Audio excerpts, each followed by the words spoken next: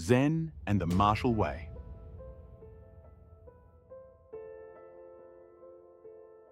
The martial arts as engagement.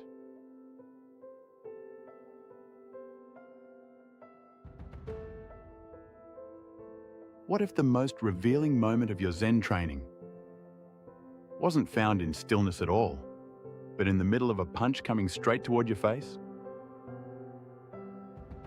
Stay with that image for a second.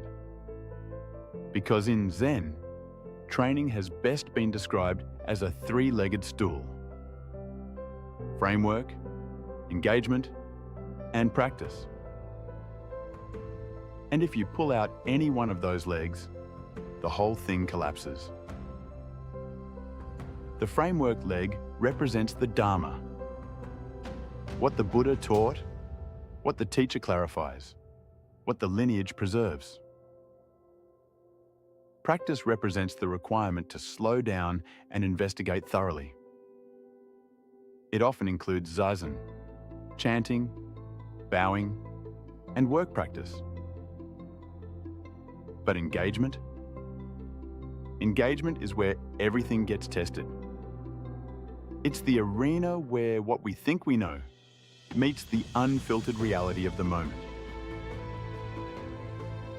Traditionally, that arena is Sanzen, the private, face-to-face meeting between student and teacher. Here, there's no hiding behind ideas or posture.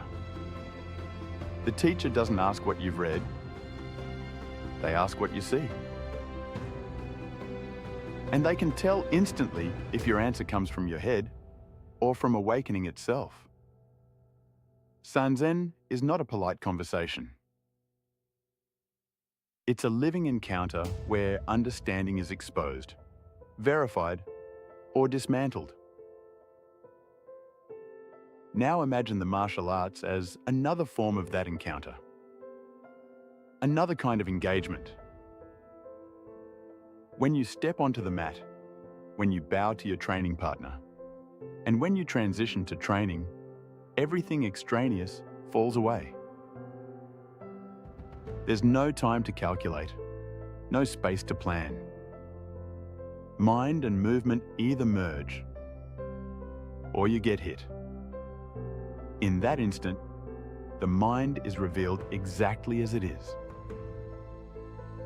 Hesitation, pride, anger, fear. They all announce themselves without fail.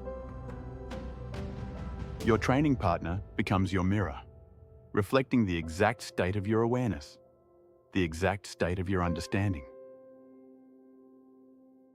That's why, in the Zen context, martial arts can be such a powerful mode of engagement.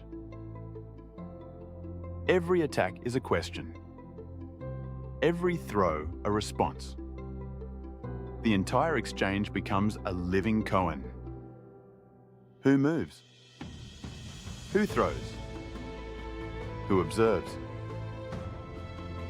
And when the mind stops splitting these questions apart, when there's no gap between stimulus and response,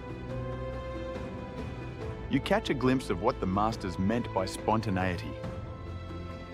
Action, free of the self that calculates.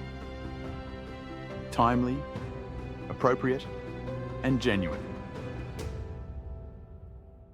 But here's the caution. Martial arts can never replace regular engagement with an enlightened teacher.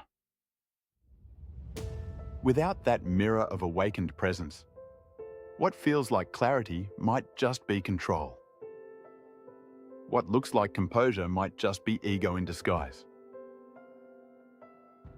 The teacher's role is to pierce those illusions, to point directly to the self that still clings, and show how even mastery can conceal delusion.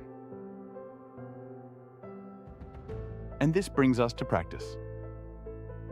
Practice is the reconciliation of the inevitable gap between what engagement reveals and what the framework teaches. You may win every match, yet fail to meet the teacher's eye. You may hold perfect posture in Zazen, yet lose your temper during training. Practice is the laboratory where those contradictions are seen clearly, investigated, and inevitably reconciled. So, the martial way, rightly held, isn't a substitute for Zen. It's yet another mirror within Zen. It's another Sanzen, where you meet yourself through motion, resistance, and risk. Your training partners aren't your enemies. They're your teachers. The real fight was never against them anyway. It's always been the same old opponent. The notion of a self that thinks it is somehow separate.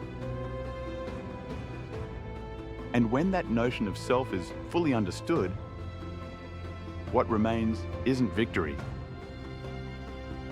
It's Zen itself. Moving, striking, breathing, manifesting completely.